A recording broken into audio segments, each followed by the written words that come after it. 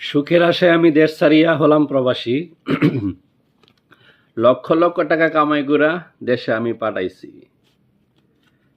আজ কেন আমার বাংলাদেশের ছাত্রছাত্রী ভাই বোনেরা রাস্তাঘাটে কুকুরের মতো বুলেট বোমার সাথে কেন দাঁড়াতে হবে? আজকে আমার সন্তান আমি কষ্ট করে লেখাপড়া করাই, আজকে আমার পরিবার কষ্ট করে লেখাপড়া করাই, মরার জন্য? জননেত্রী শেখ হাসিনা মারার জন্য? এটা তো আমাদের চাওয়া এবং কি পাওয়া ছিল না।